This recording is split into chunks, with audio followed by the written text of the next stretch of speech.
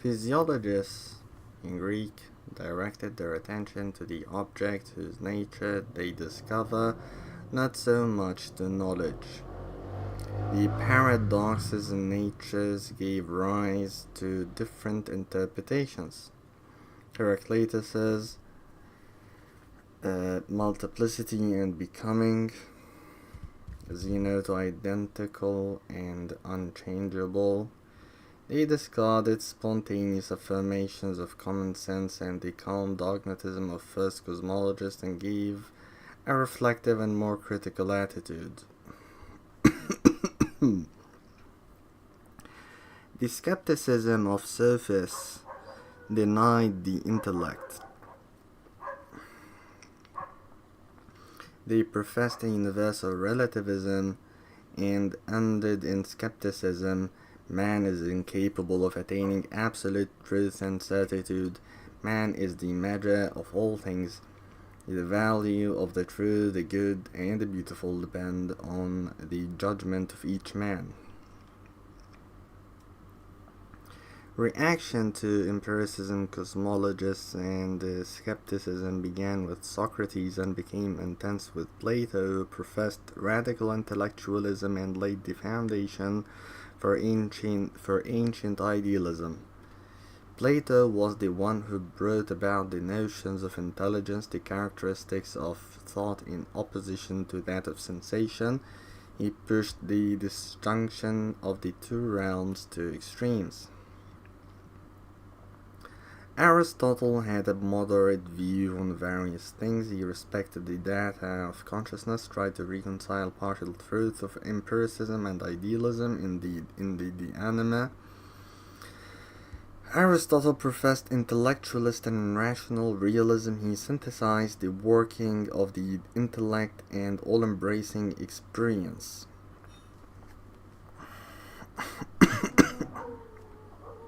Analogy helped him to go beyond the monism of Parmenides. Therefore, as a whole, all paradoxes were set forth: materialism, spiritualism, empiricism, idealism, skepticism, dogmatism.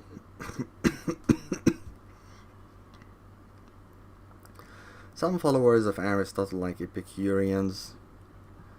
وعليكم السلام ورحمة الله وبركاته. أهلا بك يا أخ نكسس. كيف حالك؟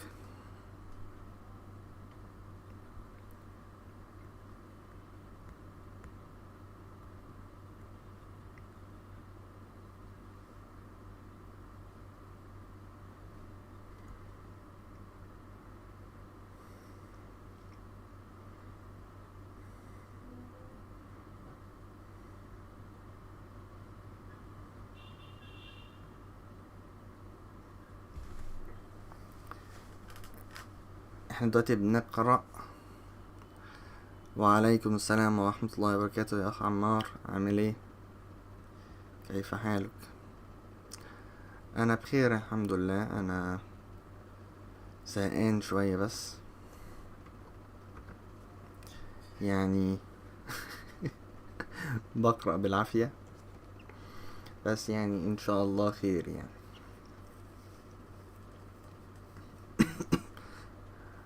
قربنا من النص، قربنا نخلص نص الملف.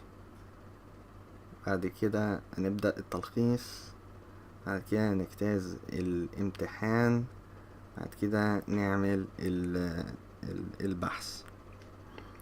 دلوقتي احنا في جزئية الملخص بتاع تاريخ نظرية المعرفة أو تاريخ أصول العلم. المرحلة الأولى هي من أيام ما قبل سقراط إلى ما بعد سقراط لحد أرسطو. وفي المرحلة التانية كلنا زهقانين حالة مأساوية حقيقي.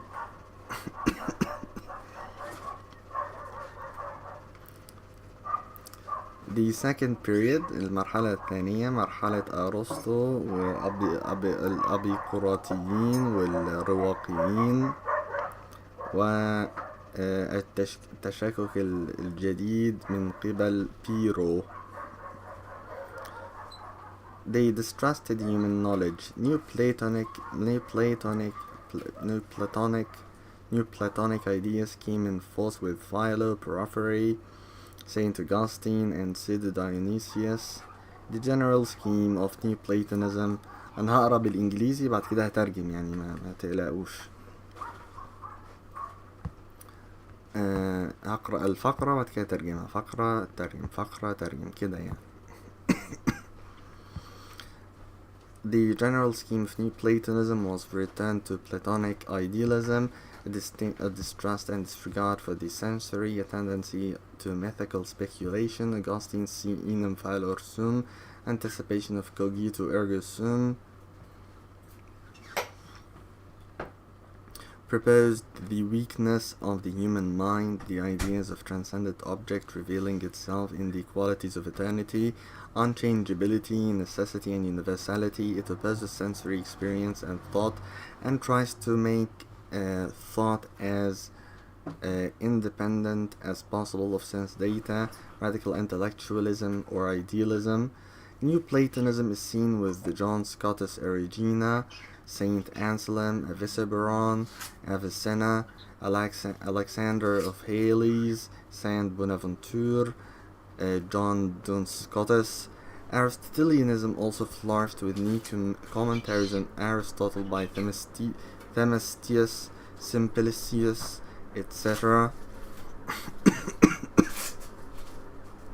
It reached its zenith with Albert the Great and Saint Thomas Aquinas.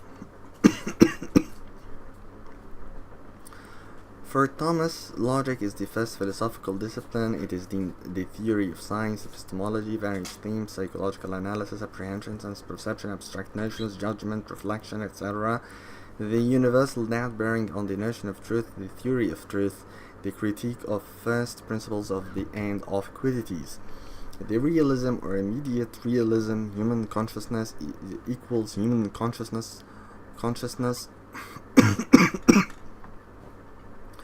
opens on a material world existing independently of this consciousness through sensation, the knowing something. أنا حاسس إن في ارتباط شديد ما بين الإبستمولوجيا والأنطولوجيا، ما بين أصول الوجود وأصول العلم.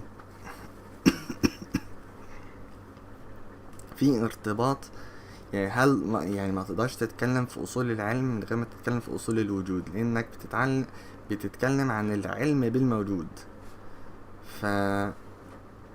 نظريتك في الوجود ونظريتك في العلم مرتبطين ببعض.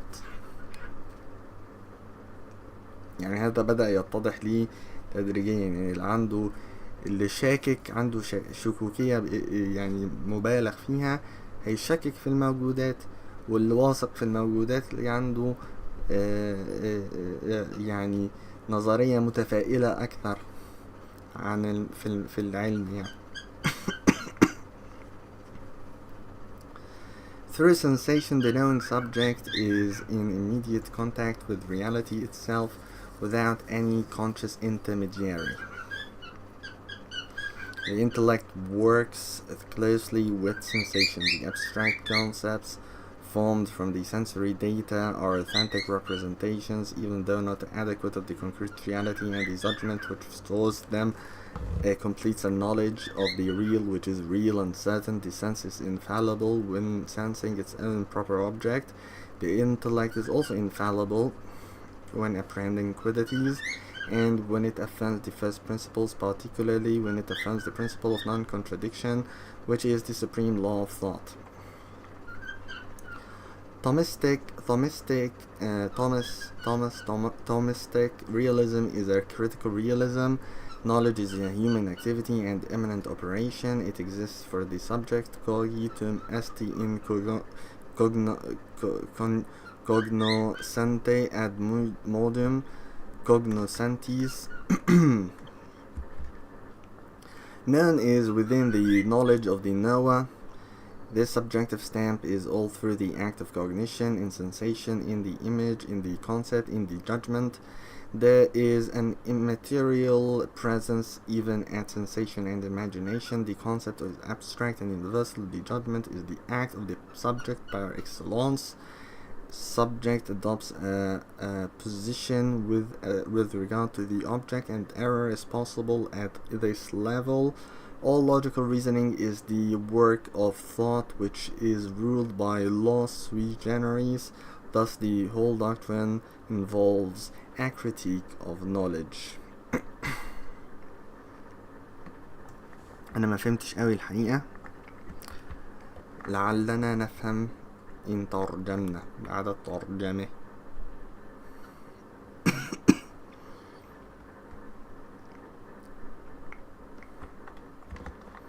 بسم الله الرحمن الرحيم. الحمد لله رب العالمين، وأفضل الصلاة والتسليم على سيد المرسلين وعلى آله وصحبه أجمعين. ترجم إلى العربية.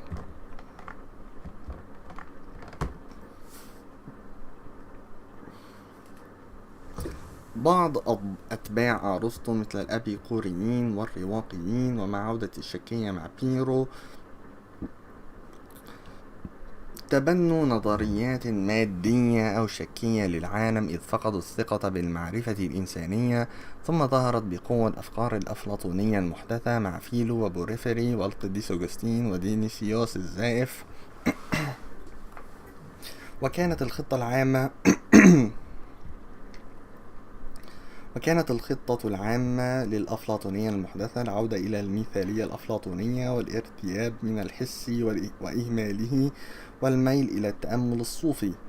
وقد صاغ أوغسطين عبارته الشهيرة سي إنيم فالور سوم، فإن كنت مخطئا فأنا موجود، التي تعد استباقا لعبارة ديكارت كوجيتو إرجو سوم، وأراد بذلك بيان ضعف العقل البشري والإشارة إلى الأفكار المتعالية التي تكشف عن ذاتها في خصائص الأبدية والثبات والضرورة والكلية، وهي تعارض التجربة الحسية والفكر المرتبط بها، وتحاول جعل الفكر مستقلا قدر الإمكان عن معطيات الحواس المثالية والعقلية الجذرية. وقد تجلت الأفلاطونية المحدثة لدى يوحنا سكوتس إرجينا والقديس أنسلم وابن جبيرول اليهودي وابن سينا العربي. ابن سينا مش عربي، ابن سينا فارسي.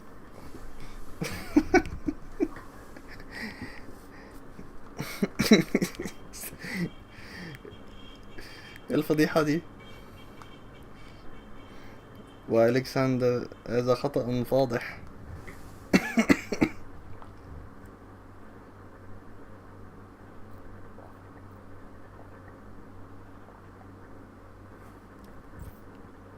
هو ممكن يكون يقصد يعني المتحدث بالعربية، أروبافون، عربوفون، بس هو مش عربي طبعا. وألكسندر الهالي والقديس بونافنتورا وجون دونز سكوتس، كما ازدهرت الأرسطية مع شروح جديدة لأرسطو قدمها ثيميستيوس وسمبليقيوس وغيرهما، وبلغت ذروتهما مع ألبرت الكبير والقديس توما الإكويني. بالنسبة إلى توما الإكويني فإن المنطق هو أولى العلوم الفلسفية، وهو نظرية العلم أو الإبستمولوجيا، وقد تناول موضوعات متعددة: التحليل النفسي، الإدراك، الإحساس، التصورات المجردة، الحكم، الانعكاس إلى آخره، والشك الكلي المتعلق بمفهوم الحقيقة ونظرية الحقيقة، ونقد المبادئ الأولى وماهيات الأشياء. أما الواقعية أو الواقعية المباشرة فمفادها أن الوعي الإنساني ينفتح على عالم مادي موجود مستقل عن هذا الوعي، فبواسطة الإحساس يكون العارف في تماس مباشر مع الواقع نفسه. الوعي الإنساني ينفتح على العالم المادي، موجود مستقل عن هذا الوعي، فبواسطة الإحساس يكون العارف في تماس مباشر مع الواقع نفسه من دون أي وسيط شعوري، ويعمل العقل جنبا إلى جنب مع الإحساس. فالمفاهيم المجردة المتشكلة من المعطيات الحسية تمثيلات حقيقية وإن لم تكن مطابقة تماما للواقع العيني والحكم إيه؟ مش عارف أركز، كل شوية أسرح في ابن سينا العربي.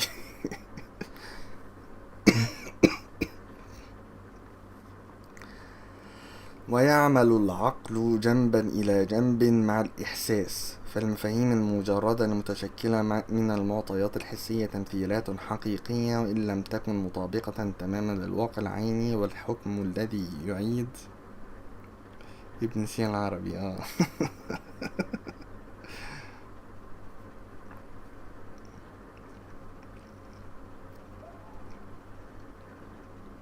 ابن سينا فارسي طبعا،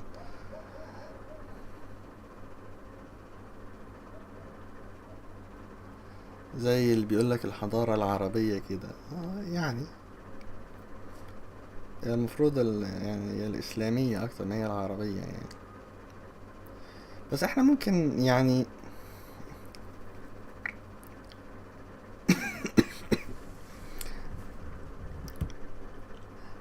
يعني نقول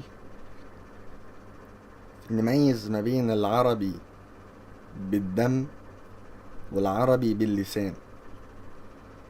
يعني نقول ان ده عربي، يعني انت عندك دلوقتي يعني كلمات كثيرة لوصف العرب. عندك العرب الأصليين، والعرب المستعربين، والعرب باللسان،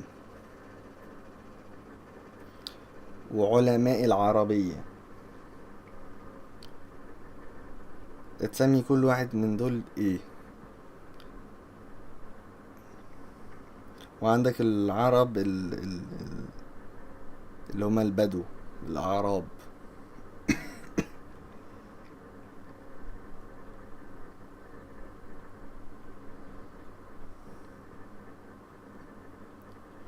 يلا ما علينا.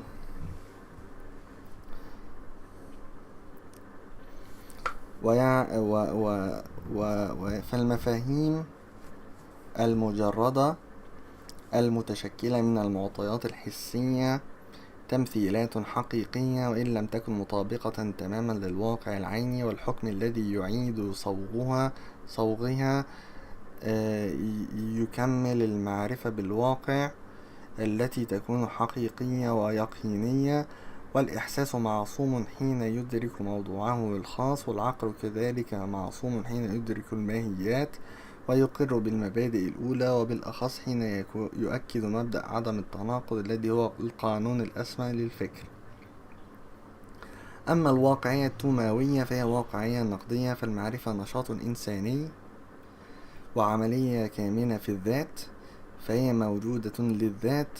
المعلوم يوجد في العارف على نحو ما للعارف. هذه السمة الذاتية تتخلل فعل المعرفة كله في الإحساس وفي الصورة ومن المفهوم وفي الحكم. وهناك حضور غير مادي حتى في مستوى الإحساس والتخيل والمفهوم تجريدي وكلي، بينما الحكم هو الفعل الأبرز للذات، حيث تتخذ الذات موقفا إزاء الموضوع، وهنا يمكن أن يقع الخطأ. أما الاستدلال المنطقي كله فهو عمل الفكر، والفكر تحكمه قوانين خاصة به، وهكذا تنطوي العقيدة كلها على نقد للمعرفة.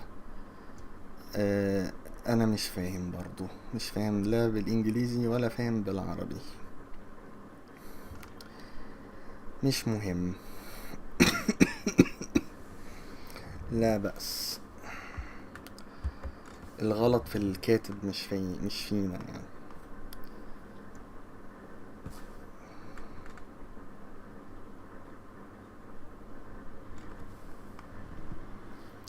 الخطأ في الكاتب ليس فينا.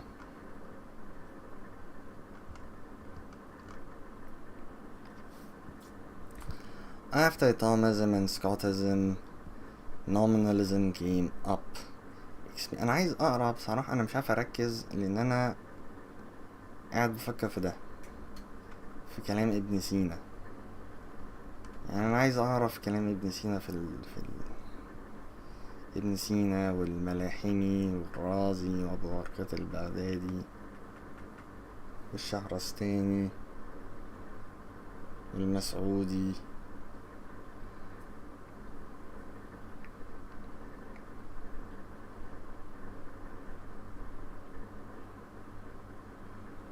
والسهروردي والآمدي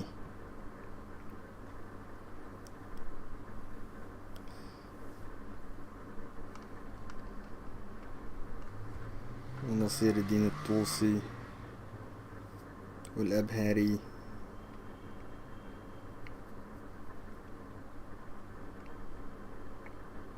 صح، عايز اعرف ايه آراء المسلمين.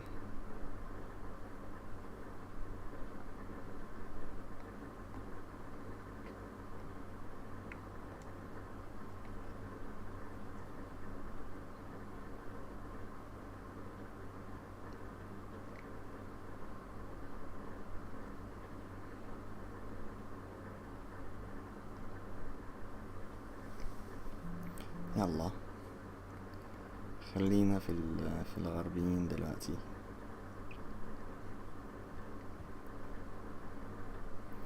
After Thomism and Scotism, nominalism came up. Experience is the only authentic source of knowledge.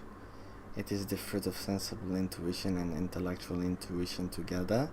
Abstract and universal concepts are pure symbols, signs, or labels by which the intelligence groups and classifies individual objects. These symbols are not arbitrary or conventional like the words of language. They are natural signs.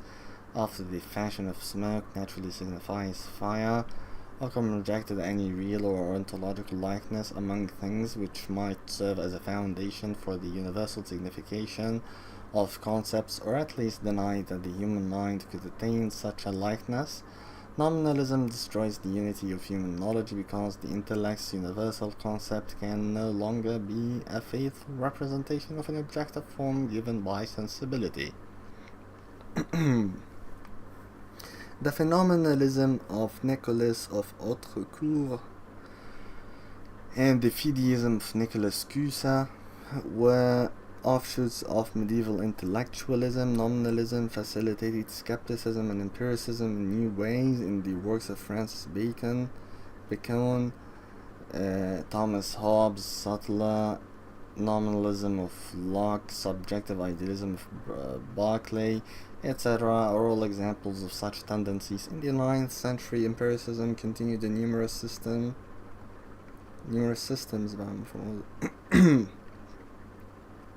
like positivism, scientism, materialism, utilitarianism, pragmatism, agnosticism, intuitionism, and new positivism, which are principal variants of empiricism. These systems differ in many ways but have common characteristics of empiricism: the appetite for concrete fact and the distrust of the mind's abstract construction, or more generally, the distrust of all claims of the mind that are not controlled by immediate experience.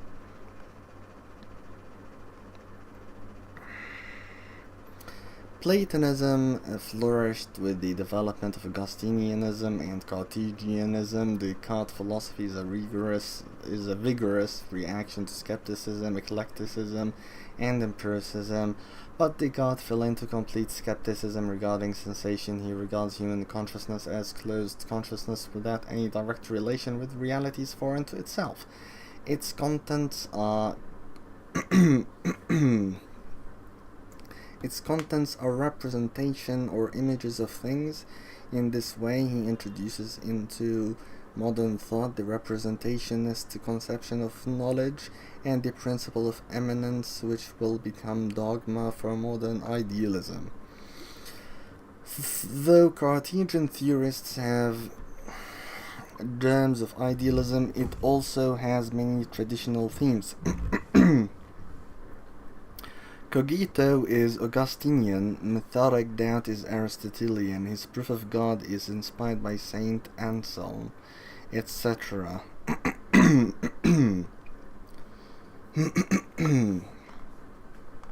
His representationist idea of the knowledge is the original thought. He denies the experience of the corporeal world. Spinoza equal metaphysical rationalism opposed to sensible but affirmed intelligible. The identity of the ideal and the real order is affirmed without being critically proved. Leibniz's conception of human knowledge recalls the Thomistic doctrine of angelic knowledge. Wolff realizes Cartesian principles to construct a metaphysics of possible or essence, but lost the sense of the real in this a priori construction.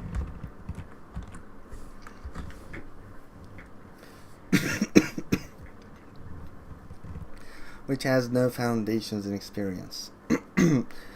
Kant's critique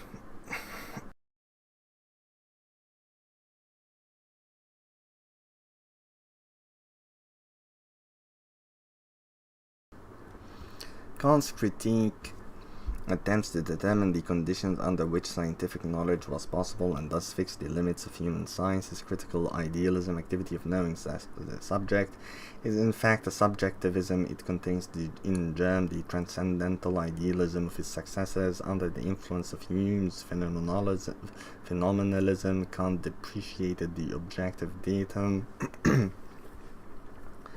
Copernican revelation equals the real is not knowable in itself, and it is the activity of the subject that makes it knowable. New prerogatives are added to the knowing subject. A priori forms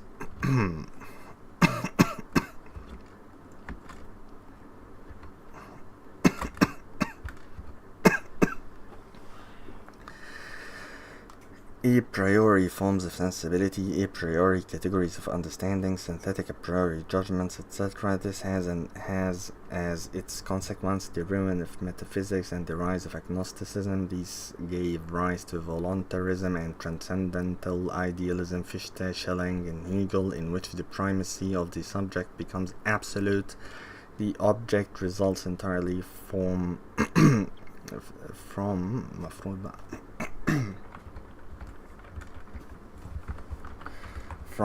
the subject, and the real is subordinated to thought. Subject is not principally the human subject, but the absolute ego or the absolute mind. Transcendental idealism seems to rejoin metaphysical realism and emanationist pantheism.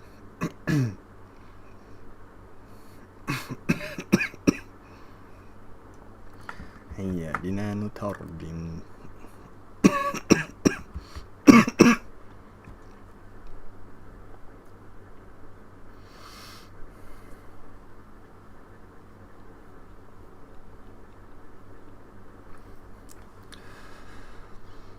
بعد التوماوية والسكوتية ظهر الإسمية، فالتجربة صارت المصدر الأصيل الوحيد للمعرفة، فهي ثمرة الحدس الحسي والحدس العقلي معا. أما المفاهيم المجردة والكلية فهي مجرد رموز أو علامات أو ملصقات تستخدمها الملكة العاقلة لتجميع الأشياء الفردية وتصنيفها، وهذه الرموز ليست اعتباطية أو اصطلاحية كألفاظ اللغة، بل هي علامات طبيعية. كما أن الدخان يدل على النار بطبيعته، وقد رفض أوكام أن أي تشابه حقيقي أو أنطولوجي بين الأشياء يمكن أن يشكل أساسا للدلالة الكونية للمفاهيم، أو على الأقل أنكر قدرة العقل البشري على بلوغ مثل هذا التشابه. وهكذا دمرت الإسمية وحدة المعرفة الإنسانية،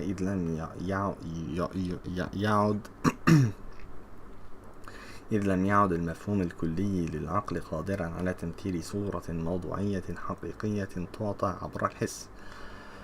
ومن الإسمية تفرع الظاهراتية لدى نيكولا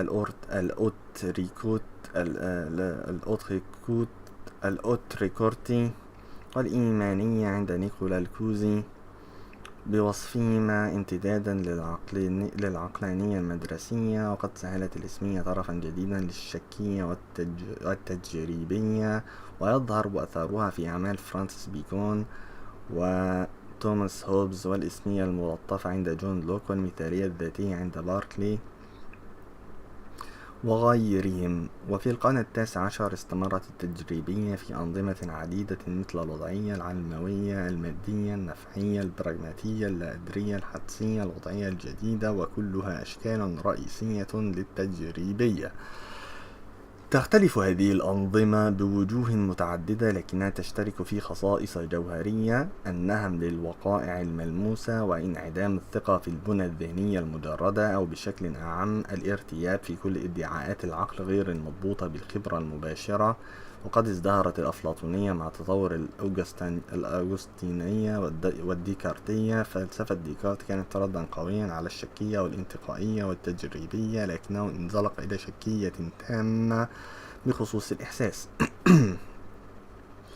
فهو يرى أن الوعي الإنساني وعي منغلق لا يتصل مباشرة بالواقع الخارجي، ومحتوياته مجرد تمثيلات أو صور للأشياء.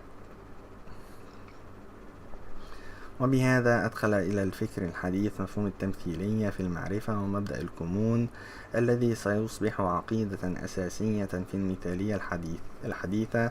ومع أن فلسفة ديكارت تحوي بذور المثالية، إلا أنها تضم موضوعات تقليدية عديدة: الكوجيتو الأفلاطوني أوغسطيني، والشك المنهجي الأرسطي، وبرهان وجود الله مستوحى من القديس أنسلم.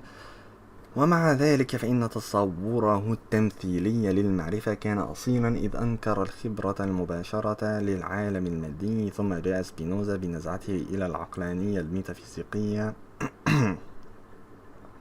معارضا للمحسوس ومؤكدا للمعقول، مثبتا وحدة النظام المثالي والواقعي دون أن يقدم برهانا نقديا. أما لايبنتس فقد استعاد في تصوره للمعرفة البشرية ملامح عقيدة توماوية حول معرفة الملائكة، وفي حين استخدام وولف المبادئ الديكارتية لبناء ميتافيزيقيا الممكن والماهية، لكنه فقد الحس بالواقعي في هذا البناء القبلي الذي يفتقر إلى أساس في الخبرة.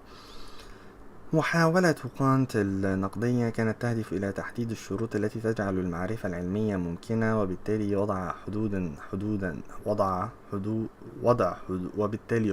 حدود للعلم البشري. وكان مثاليته النقدية، أي نشاط الذات العارفة، في الحقيقة ضربا من الذاتية، إذ تحوي في داخلها بذور المثالية المتعالية عند خلفائه.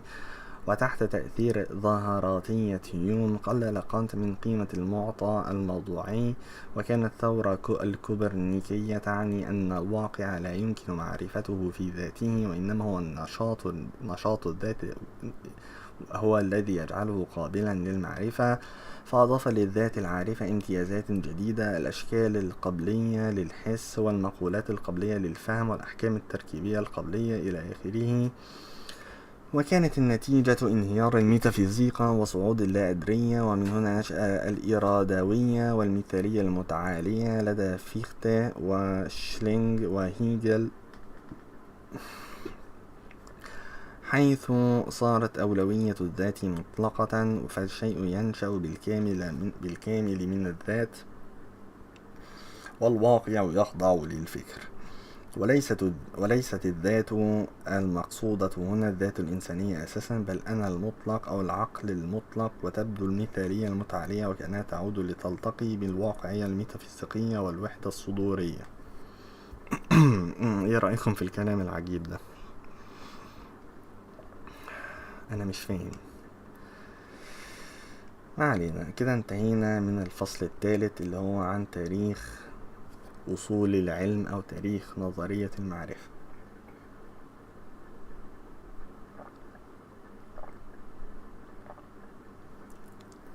تعالوا نتعلم نظرية المعرفة بقى المعاصرة.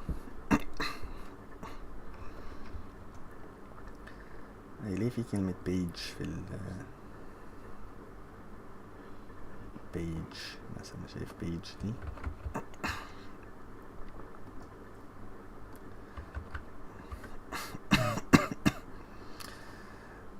صحة لا بأس.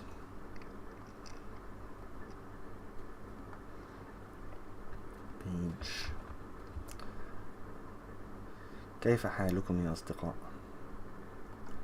كيف حالكم؟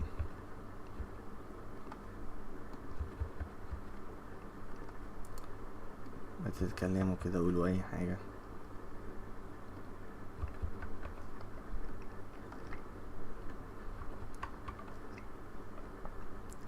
أنا مش عاجبني الشرح،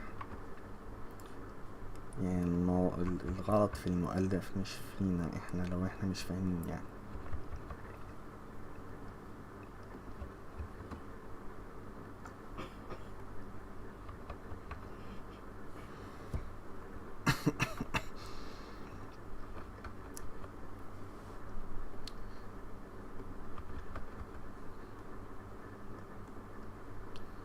perception, posteriori, a priori, foundationalism, sense data, idealism، وأخيرا هذا الشيء. هنا في مسافة.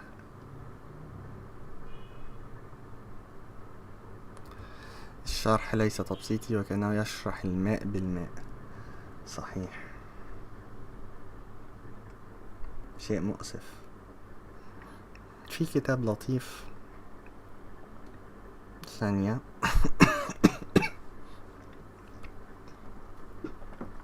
اسمه This is Epistemology.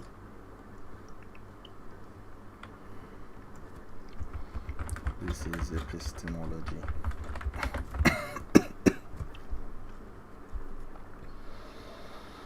بسم الله الرحمن الرحيم. أيوة أهو.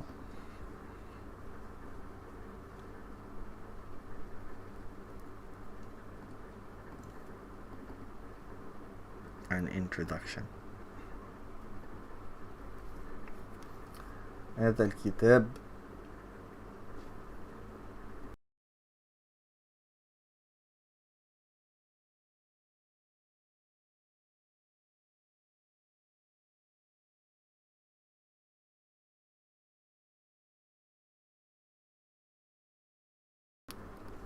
الكتاب أفضل بكثير، ولكنه طويل،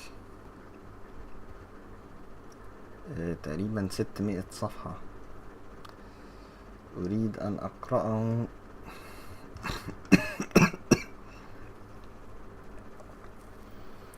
هو صدر سنة كام؟ تقريبا 2022.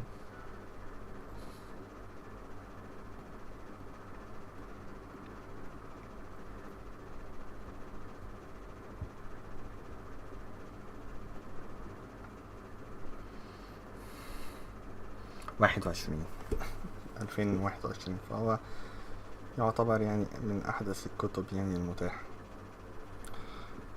600 صفحة يا رجل، قليل والله، مش كتير، بس كتير بالنسبة للوقت. أنا قدامي أسبوعين وخلص الموضوع نظرية المعرفة ده، فأنا ما عنديش وقت أقرأ 600 صفحة.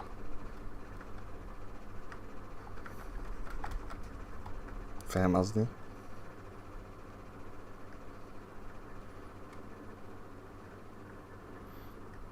غير كده لو كنت قريت 50 صفحة كل يوم، أقول 25 صفحة أو 30 صفحة، يبقى خلص في كام يوم؟ في 20 يوم مثلا، في خلال شهر. نرجع لهذا الكلام العجيب المريب الغريب.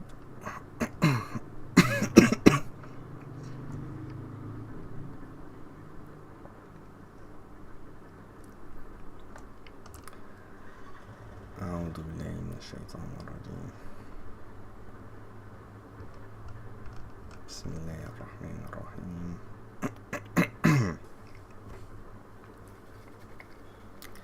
85 صفحة ونحن في الصفحة 38.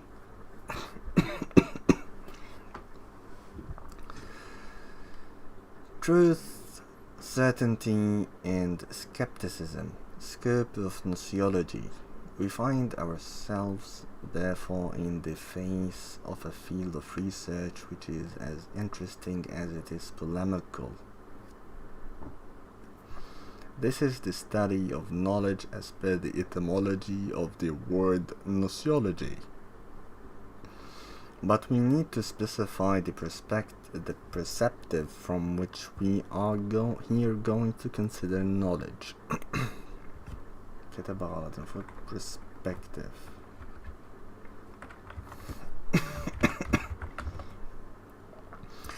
This perspective will be specifically that of truth. Of course, the whole of philosophy is intimately related to truth, since its essential intention is to achieve true knowledge of reality. This is the only commitment of philosophy, this commitment to truth, which amounts to a commitment to reality, because the truth is the agreement of man's intellect with the reality of things.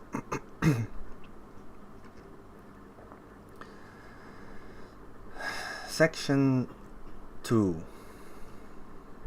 بس كده section 1 كده بس خلاص. section 2.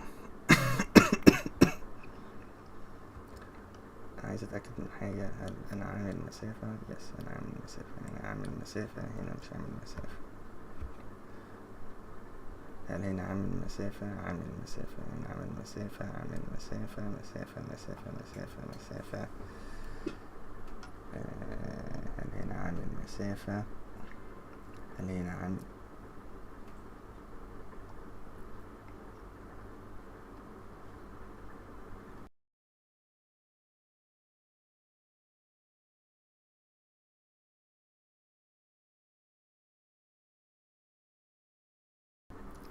طيب.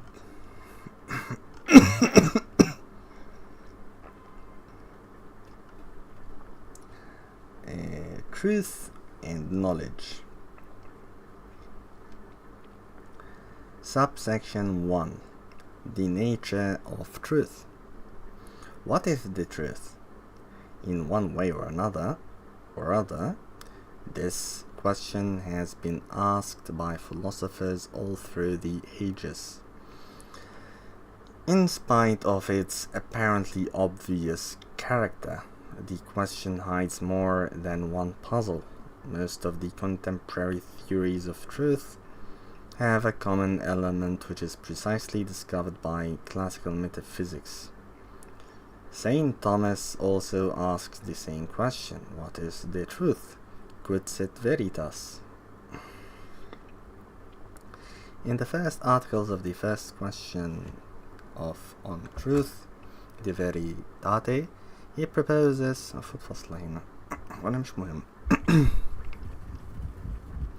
he proposes a definition of truth as follows: truth is the conformity between the thing and the intellect. Adequatio rei et intellectus. What is the characteristic of Thomistic definition of there? الراجل ما رجعش اللي هو كتبه ولا ايه؟ What is the characteristic of the Thomistic definition of truth? This definition has two characteristics. 1.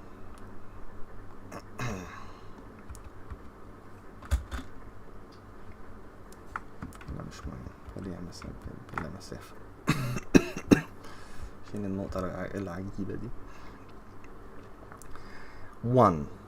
It expresses the notion of truth formally, i.e. the very essence of the truth consists in that conformity or identification between the thing and the intellect.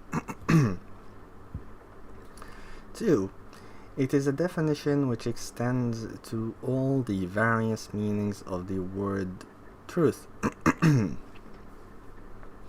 Taken simplistically, it is subject to all those criticisms which have so frequently been leveled against it. What is the conformity of truth? How must we understand this conformity? As is clear, it is not that the intellect has physically the same form as the known thing. When I know a tree, for example, the form of the tree does not inhere in me in the same way in which my soul informs my body, nor in the way that my face configures a visage that my friends recognize. When I know something I possess its form, I conform myself. I proportion myself to it, but in an immaterial, intentional way. The conformity of truth is cognitive conformity. This is precisely what the critics of the classical theory seem not to understand when they present it as suggesting that in the mind there occurs a copy or a painting of the thing. Were this the case, if the truth were to consist in the conformity of an external thing with some internal thing, we would need that term in which the conformity between the first two would be recognized, and then we would need an infinite regression.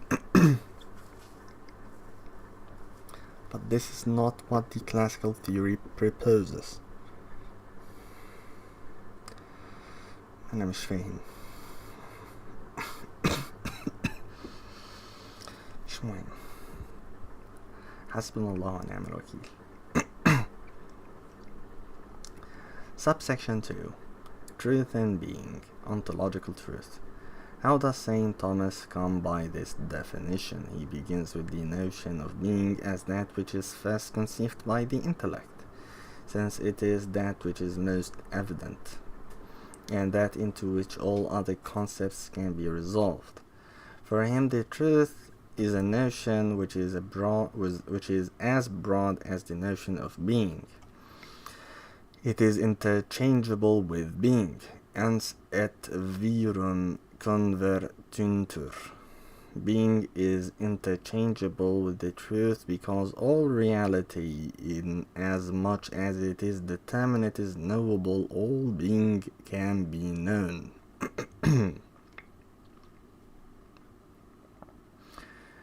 Truth and being signify the same real thing, but they signify it in different ways. This is in tune with contemporary philosophy. According to current philosophy, we can say that they have the same referent Bedeutung but different meanings. Sin. Bedeutung دي وسين دي أنهي لغة دي؟ The notion of truth adds something to being, but not something which is alien to it. Nothing can be added to being which is of a different nature from being. This Thomistic formulation of the notion of truth has an Aristotelian connection. This Aristotelian connection helps us to understand how is it possible to refer transcendental being to a particular and determinate term such as the intellect.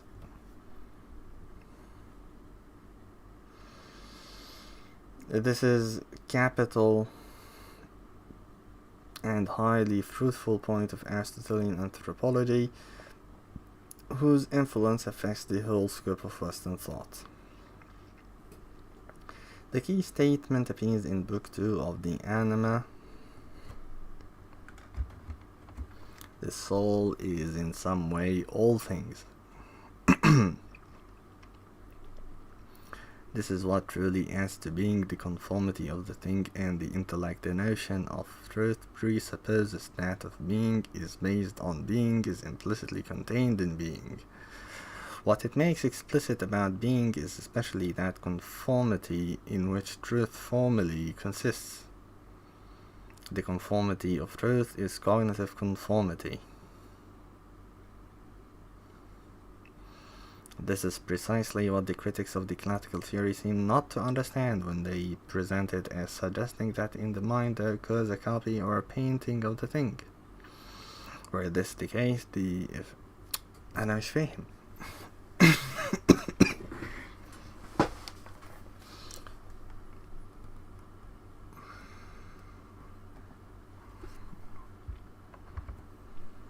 This is precisely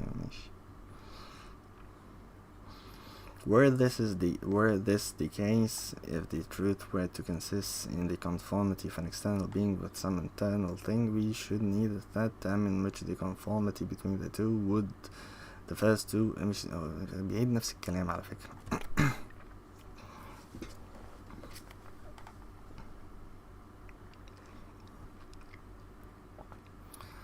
انت برضه مش فاهم، ما هو الكلام مش واضح.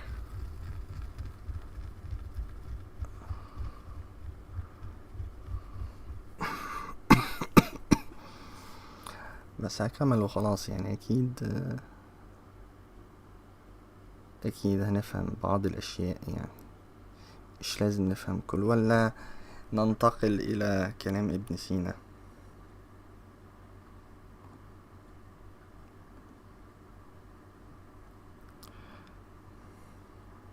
يعني انا متحمس ان انا اقرا ده، بس المشكلة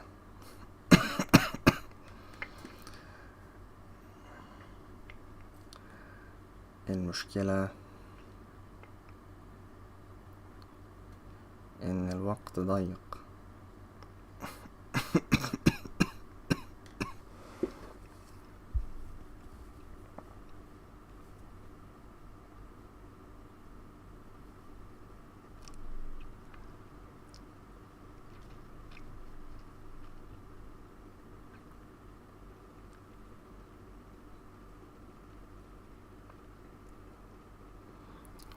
ماذا ترى؟ ما رأيك؟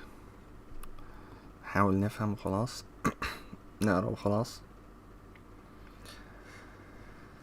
ناقص 40 صفحة أو 45 صفحة يعني.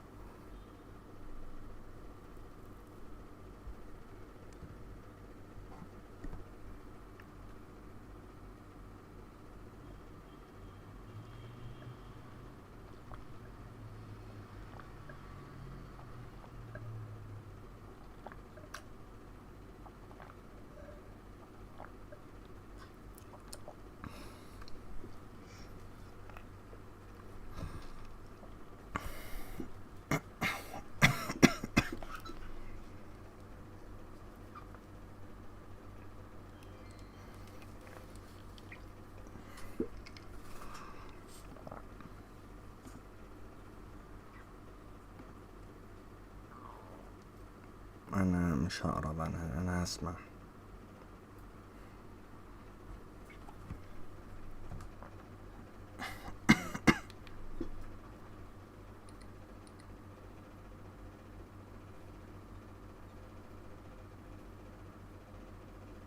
What we are trying to express with the word conformity is that when the act of the intellect has the property of truth, the intellect acquires the same form which the thing known has in its proper self. It is, then,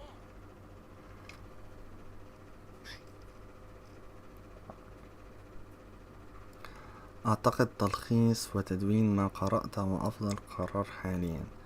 رؤوس أقلام.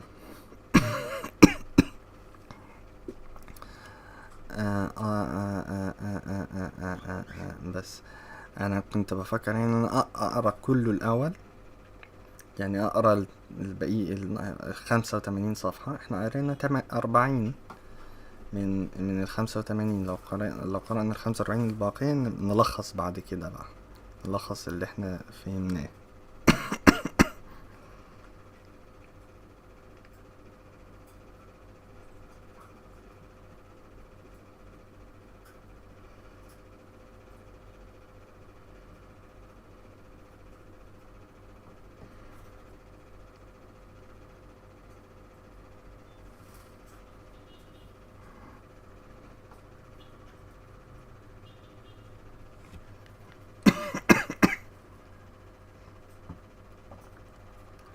لا أنا أحتاج لقراءة كلام ابن سينا. مش عارف أركز كده طول ما أنا بالي يعني دماغي شغالة بتفكر في حاجة تانية.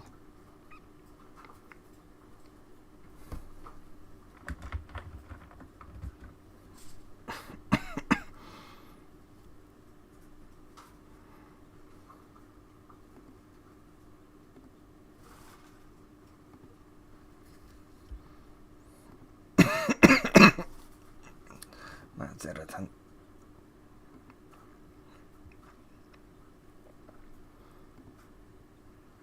تعالوا نقرأ هذا سريعا كده. P. Adamson, F. Benevik and D. Klinger, 2025 DOI 10.1163/97890045040111017. This is an open access chapter distributed under the terms of the CC by NC ND 4.0 license. Chapter 15. Knowledge and Perception. In the history of Aristotelian epistemology, it was standardly assumed that there is a structural similarity between sensation and intellection. Of course, a contrast was standardly drawn here too, most often in terms of the objects that are grasped. Sensation deals with particular, material objects, whereas intellect grasps universals or immaterial intelligible paradigms. Still, the two kinds of cognition were frequently taken to be isomorphic, in that the form of the grasped object needs to arise in a subject of perception that potentially has that form. Thus the redness of a particular apple would actualize the potential redness in the eye when it is seen, while the intelligible form of apple would arise in the rational soul or intellect of someone who completes a scientific inquiry into apples. In fact, this would go for all kinds of cognition or perception, Eidruck, which taken in a broad sense covers not only sensation and intellect but also forms of cognition like imagination and estimation, Wam, T56. On the traditional account, then, perception is fundamentally passive, as it involves receiving a form from the perceived object. This will be the case whether a material, divisible form is received in a physical organ, or an immaterial, indivisible form is received in the mind T12. The passivity of perception is underscored by the use of the term the making of an impression on the subject of perception, in many of the passages translated below. The passivity of perception is underscored by the use of the term the making of an impression on the subject of perception, in many of the passages translated below. In T1, T2 Avicenna uses a term with a similar force, inscription, irtizam, dot. As Al-Abhari points out, the need for an impression has to do with the fact that we are changed when we go from not perceiving to perceiving T44. When someone goes from not seeing red to seeing red, a red object has produced redness in their vision. There are different ways of thinking about taking on a form like redness, though. It is not entirely clear whether Avicenna himself wanted to say that the form itself, like redness or the quiddity of apple, arises in the perceiver, or only a representation, mythal, of the form. So one task for authors in our period was to work out exactly what the impression theory amounts to. Another, still more fundamental task was to work out whether perception should really be thought about in these passive terms. Doesn't the perceiver rather have to focus attention actively on the thing being perceived? This idea was crucial to an account of perception offered by Abu al-Barakat al-Baghdadi, and widely accepted in the later tradition, according to which perception happens not because a form, impression, inscription, or representation arises in it. Knowledge and Perception. 519. Perceiver, but because the perceiver forges a link or connection to the object of perception. So that perception is a relational state, A with Makron al-Ifiyya. This cognitive link amounting to directing attention, iltifat, and active awareness, sure, T5, T17, T24, T33.1 as Al-Khattabi says in T58, this position also has various sub-options, which we'll explore below. But the debate over perception above all concerns a question often pursued in the context of defining knowledge, ilm, which in this context is used for all veridical perception and not only, for instance, intellection. Should knowledge be defined as the occurrence of an impressed form or representation, or as a cognitive relation between knower and known? Early in our period Ibn al-Malim already mounted a detailed refutation of the impression theory T3. For starters, the soul is meant to be incorporeal in the Avicennan theory. So how can that theory describe perception as the taking on of an impression, which sounds like a physical change? Furthermore, there were problems as to how divisible forms could be received even in a divisible thing like a sense organ. For instance, when we see something large, like the dome of the heavens, how can we take on its enormous magnitude in something as small as the eye? This objection was often given as a basis for rejecting the impression theory T7, T14, T23, T33, T73, despite attempts at solution, for instance by saying that the form in the eye corresponds only in shape or form, not in size. Which sounds plausible, especially if we assume that both eye and visual object are infinitely divisible, since then there can be a one match between parts T16. Which sounds plausible, especially if we assume that both eye and visual object are infinitely divisible, since then there can be a one match between parts T16. Here one might imagine the sort of optical theory put forward by Ibn al-Haytham and Avicenna himself, where a straight line connects each point on the visible object to a point on the eye or its pupil point 2, but this would still not explain how we are able to see that some things are large and others small T73. There was a further reason to deny that the form in the perceiver is just the same as the form in the perceived object. It is absurd to suppose that the perceiver literally acquires the properties of that which it perceives. Point 3 one shouldn't actually become hot when feeling heat, or become an apple when thinking about apples T14, T18, T21. This becoming argument was paired. One this theory up with another problem, the inherence argument. This is simply the converse point, that if perceiving blackness is taking on the form of blackness, then anything that turns black should perceive blackness T19, T20. To respond to these two arguments, Avicenna's defenders needed to offer some distinction between the form as it arises in the perceiver, and the form as it exists in the perceived object. Merely saying that the same form arises, but with no magnitude or smaller magnitude, will not be enough. The most straightforward solution took its cue from passages like T1, where as we noted above, Avicenna says that the perceiver has a representation of that which it perceives. Just as a picture of an apple is not an apple, and a picture of fire is not hot, perceiving would not involve becoming an apple, or becoming hot, but only having a form or impression that represents apples, or T38, T49. This solution could have other advantages too.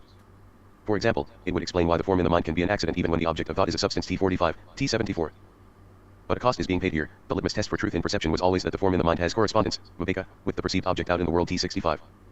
Falsehood or ignorance will simply be the failure of one's mental forms to correspond to the extra mental objects T29, T51, T72. Arguably, representationalism undermines this idea, for the very same reason that it offers a way out of the becoming and inherence arguments, namely that the mental representation is only a partial match with the extra mental form. مع ألف سلامة يا أخي نكس. مع السلامة.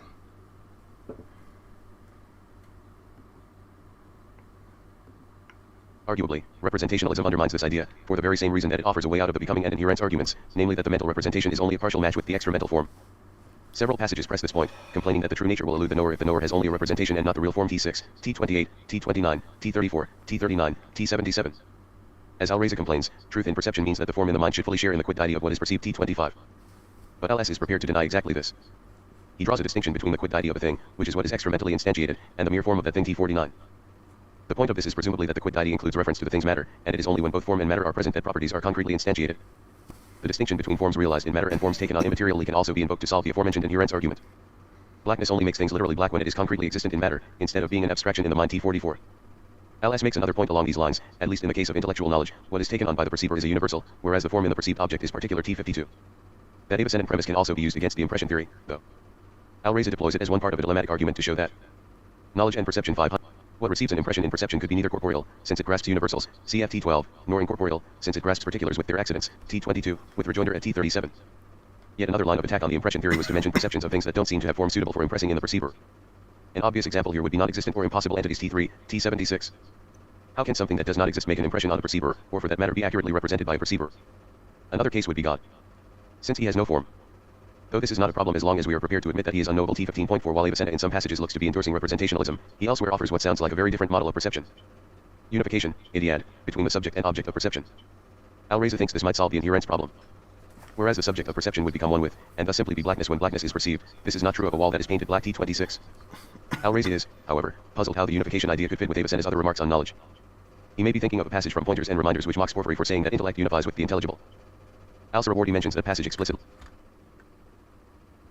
Al-Sarawardi mentions that passage explicitly T32.5. In any case, Al-Razi himself rejects the unification account on the grounds that it would be impossible to grasp more than one thing at a time T27. A surprising line of defense comes from Al-Sharzuri, who alleges that Avicenna's talk of unification was meant to capture something quite different from normal knowledge, namely Sufi mystical insight T69.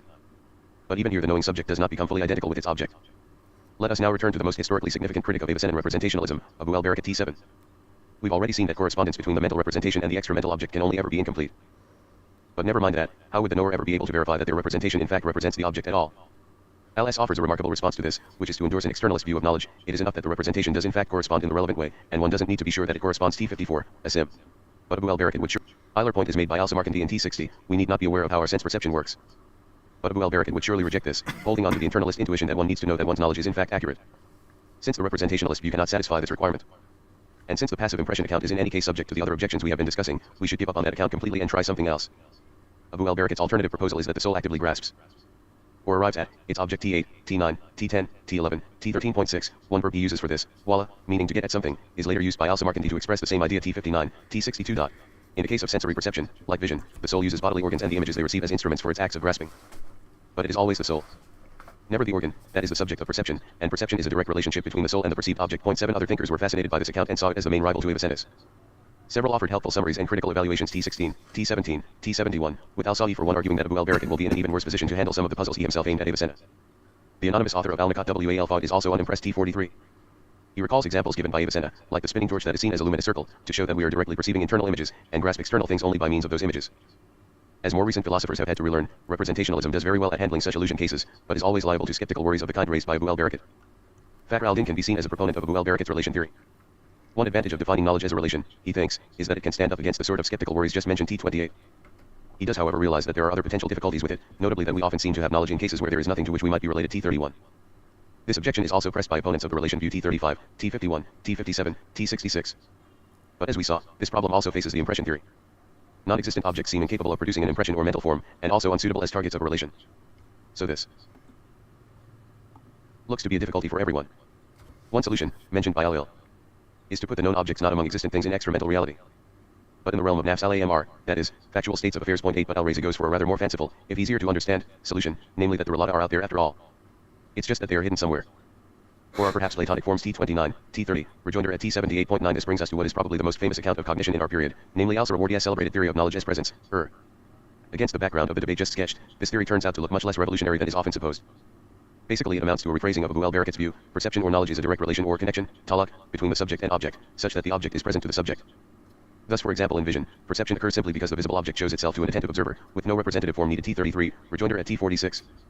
As Al-Surawardi and others influenced by him like to say, it suffices that the object not be hidden from the perceiver. T64. This explains why we are able to engage in self-awareness, or awareness of our own bodies. We are always present to ourselves. T48. In fact, Ibn al-Malim had already noted the difficulty of accommodating self-knowledge within the Avicenna theory that knowledge occurs through impressions. It seems absurd to say that one is passively impressed by one's own form. T4.10. Al-Abhari tries to fix the problem by admitting that self-knowledge is different from other cases of knowledge. For him, intellectual knowledge falls into two types, one directed towards oneself and another towards other things. The former is like Surawardian knowledge by presence, the latter is not. And, a point in favor of Al-Surawardi, both kinds of knowledge at least have in common that a quid deity is present to the knower without corporeal attachments. T47. In sharp contrast is the epistemology found in Bab Eiffel, who assimilates all knowledge to self-knowledge. He thinks that we can turn towards ourselves to find knowledge of everything. T40. This is because the intellect which knows all things through itself has all things within its existence. 11 and 8 on the notion of knowledge is finding the traces of that intellectual existence within our souls. T41, T42. Notice that Bab Eiffel's account would avoid the skeptical worries that plague representationalism, as we have mentioned above. The mind can be sure that its knowledge is veridical, because it is just grasping itself. Point 12. But the Surawardian theory does accept a distinction between knowledge of the self and of other things, which are present in different ways. Regarding things other than oneself, the Illuminationists point out that it is not only the perceived object can be present to us, but also the form of that object. For instance, if we imagine something we saw in the past but is no longer there. T33, T68. Here representationalism is used to fill a gap in the presence theory, since it allows us to explain cases of cognition directed at absent things. Ibn Kamina also says that presence comes in degrees, with vision for instance involving a stronger unveiling than imagination. T67. Despite all this language of presence, hiddenness, veiling, and so on, talking of knowledge as presence did not seem to have any particular mystical significance in Al-Surawardi himself. A mystical interpretation of presence is however prominent in the Illuminationists he influenced, like Al-Sharzuri. T70. Although the ideas of presence and non-hiddenness are the most celebrated elements of Al-Surawardi's theory of knowledge, a careful reader may notice that for Al-Surawardi, something more than non-hiddenness is required if perception is to occur. In addition, the perceiver must focus sufficient attention on the object, which otherwise may not be registered. T33. Fakhr al-Din likewise emphasizes the need for purposeful attention if perception or knowledge is to arise. T30. Again, we see that a theory inspired by Abu al-Barakat conceives of perception as having an active aspect, a point that was arguably missing in Avicenna. For instance, Al-As characteristically accepts some Surawardian elements of the theory of perception, such as allowing that some cases of knowledge, like self-knowledge, do not need a form, while others do. T55. Yet he still seems to reject the idea that we need a separate element of conscious attention to be involved. T50. Hence, he faces a worry raised by the Avicennan picture, which is that in cases of sensory perception not one but two forms will arise, one in the sense organ, another in the soul which grasps what the organ is perceiving. In fact though, there is no double perception, since perception happens only when the form is present to the soul, not just to the sense organ. T50, T53. Al-Il objects however that this is not really compatible with the Avicennan theory, since the perception is no longer the 12. This may be compared to Plotine. Occurrence of the form in the perceiver, which is the immaterial soul itself, but the occurrence of the form in something else, the organ. T75. On this telling, Al-As effectively ended up abandoning Avicenna's inherence-based account of perception. We might more charitably say that Al-As typifies 13th century approaches to our topic, which often combine elements from originally disparate perceptual theory. We might more charitably say that Al-As typifies 13th century approaches to our topic, which often combine elements from originally disparate perceptual theories. We can see this by charting the history of another proposal, inspired by the Kalam tradition, namely that perception is an attribute, ifat, in the perceiver, also mentioned in the doxography at T58. Al-Amiti introduces this as a third option alongside the impression and relation options. T36. We also find, for instance, Al-Samarkandi calling perception an attribute. T61. But there is an obvious question here, as to how my attribute of knowledge or perception allows me to know some specific object. A natural thought would be that the attribute is itself related to that object. In fact, Al-Amiti also speaks of knowledge as a relational attribute. T35, while Al-Samarkandi and Al-Irma'i say that knowledge is in itself a quality, but one that involves a relation to something else. T62, T63. Another syncretic proposal, which appropriately enough is found in the final passage we provide, is made by Al-Il. Perception is the presence of a form in the perceiver, which is equivalent to and thus in relation with the perceived object. T79.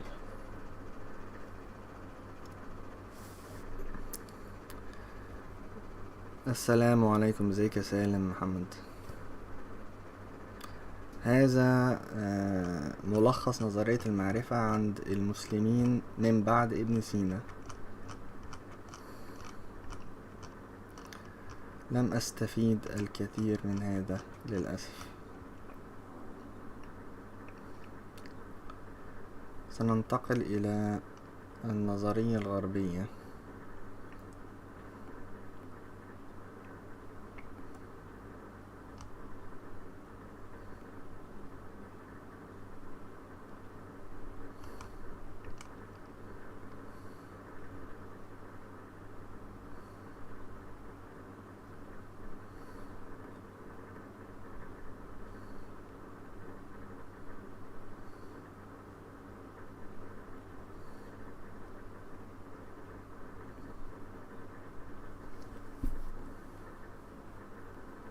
This is precisely what the critics of classical theory seem not to understand when they present suggesting that the mind verifies a copy or painting of the thing.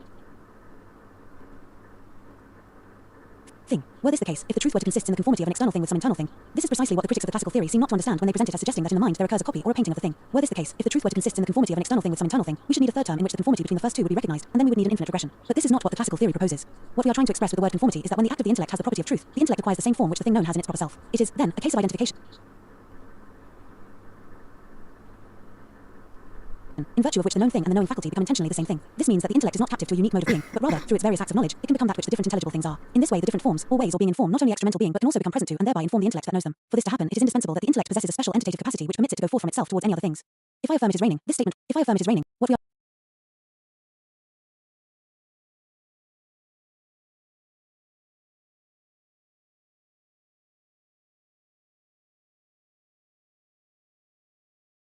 This Thomistic formulation of the notion of truth has an Aristotelian connection.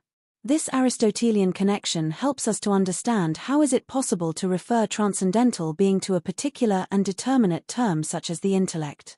This is capital and highly fruitful point of Aristotelian anthropology, whose influence affects the whole scope of Western thought. The key statement appears in Book 2 of De Anima: the soul is, in some way, all things. This is what truly adds to being, the conformity of the thing and the intellect.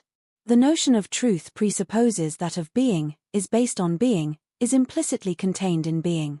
What it makes explicit about being is especially that conformity in which truth formally consists. The conformity of truth is cognitive conformity. This is precisely what the critics of the classical theory seem not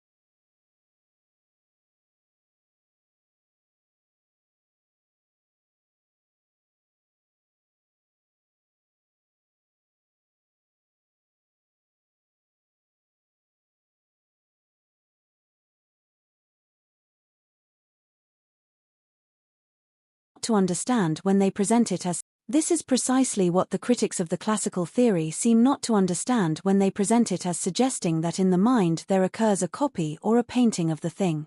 Were this the case, if the truth were to consist in the conformity of an external thing with some internal thing, we should need a third term in which the conformity between the first two would be recognized, and then we would need an infinite regression. But this is not what the classical theory proposes. What we are trying to express with the word conformity is that when the act of the intellect has the property of truth, the intellect acquires the same form which the thing known has in its proper self. It is, then, a case of identification, in virtue of which the known thing and the knowing faculty become intentionally the same thing. This means that the intellect is not captive to a unique mode of being, but rather, through its various acts of knowledge, it can become that which the different intelligible things are. In this way the different forms, or ways or being in form not only extramental being but can also become present to and thereby inform the intellect that knows them. For this to happen it is indispensable that the intellect possesses. What we are trying to express with the word conformity is that when the act of the intellect has the property of truth, the intellect acquires the same form which the thing known has in its proper self. It is, then, a case of identification, in virtue of which the known thing and the knowing faculty become intentionally the same thing. This means that the intellect is not captive to a unique mode of being, but rather, through its various acts of knowledge, it can become that which the different intelligible things are. In this way the different forms, or ways or being in form not only extramental being but can also become present to and thereby inform the intellect that knows them. For this to happen, it is indispensable that the intellect possesses a special entitative capacity which permits it to go forth from itself towards any other things. If I affirm it is raining, this statement will be true if, effectively, it is now really raining. Contrariwise, if I say animals talk, I am affirming something false, because in fact, no brute animal converse with its fellows. In the classical Aristotelian formula which, since Tarski, has come back into fashion to say that which is, that is not, or of that which is not,